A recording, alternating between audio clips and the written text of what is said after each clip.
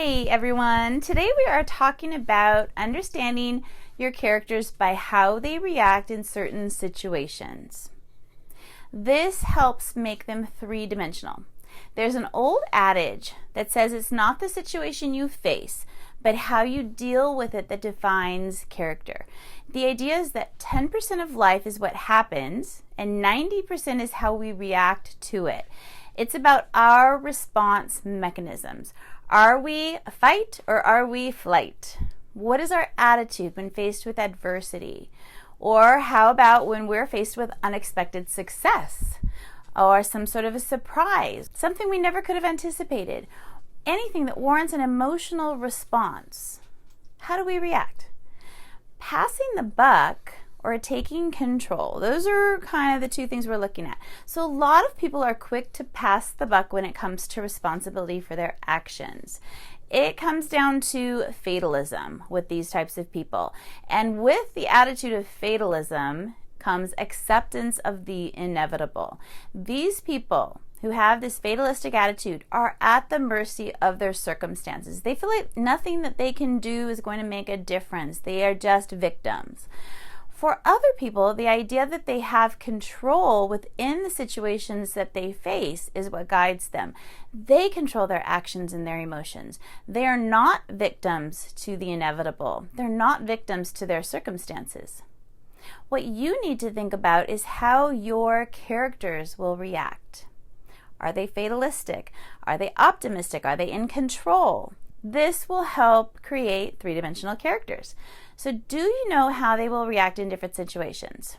One idea to help you figure that out is to use some prompts, which will help you discover more about your characters based on how they will deal with a variety of situations. For these folks, it's not what happens to them that determines their path, just as it's the same for us. It's not what happens to us, it's what we do. It is how they choose to react that defines them. When we choose to shape our own feelings and act in ways that we control or we choose, we have some control over the outcome. So when we face adversity, as we all do at one point or another, keep in mind that these adversities are not the things that are defining us. We can let go and be defeated, or we can act and navigate through the hardships.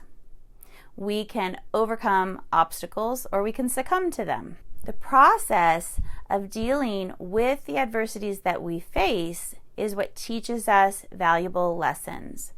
We learn every single step of the way. Our experiences broaden our perspective and they shape us as people and as we move forward through our lives. Your characters should be the same. You may not even know what adversities they face and they may not all end up on the page, but putting them into situations so that you know how they would react in the face of obstacles will help you understand them. So when they're faced with adversities and obstacles, how would they react? Are they fatalistic or are they proactive?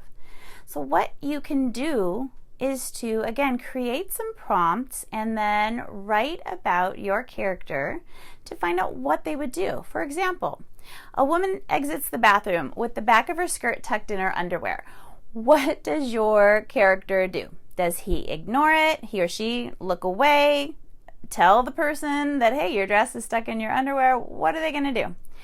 Your character witnesses an accident. Does he or she pull over and help? Drive on by, panic, remain cool and collected, call 911, forget it happened the moment they were passed?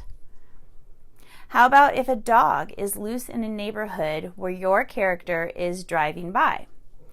Now, what if your character is going to be late for an appointment if they decide to stop and help the dog? But if they don't stop, they're pretty sure that that dog is going to get hit by a car. What does your character decide to do? That defines them. It gives them parameters for understanding who they are and why they think the way that they do and why they act in the way that they do. What are their priorities? What other situations can you put your characters into? As you write about these, you will get to know these characters, main character, villain, protagonist, antagonist, supporting characters, whoever, better and better. You will figure out who they are, how they will respond, what makes them tick on a deeper level. That's it. Have fun. Dig into those characters. And I will see you next time.